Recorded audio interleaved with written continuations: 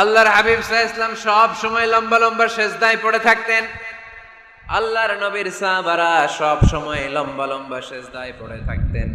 আল্লাহ বলেন তারাহুম রুকআন সুজদা। আপনি দেখবেন আল্লাহর নবীর সাহাবারা আবু বকর, ওমর, উসমান, আলী রাদিয়াল্লাহু তাআলা আনহুম আজমাইন, তাদের স্বভাব ছিল বিপদে পড়লেই লম্বা লম্বা সেজদায় পড়ে যেতেন। এক সাহাবী এসে বললেন, ইয়া রাসূলুল্লাহ আল্লিমনি আমালান ইযা আমিলতুহু ইউদখিলুনিল জান্নাহ।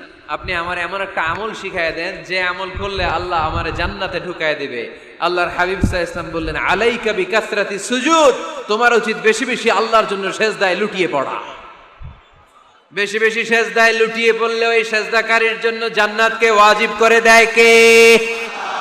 কিয়ামতের ময়দানে আল্লাহ বলবেন, ও আমার বান্দারা আমার সেজদা দিয়ে দেখা। কারা কারা দুনিয়াতে সেজদা দিয়েছিলি, আজকে এই কিয়ামতের ময়দানে আমারে সেজদা দিয়ে দেখা। আমরা যারা দুনিয়ার বুকে সেজদা দিয়েছি, আমরা আল্লাহু আকবার বলে সেজদায় লুটিয়ে পড়ব। আলহামদুলিল্লাহ পড়েন।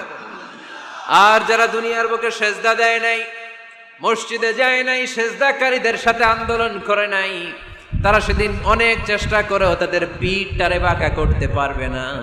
তাদের পিঠটারে সেই দিন লোহার মতো শক্ত করে দিবে কে?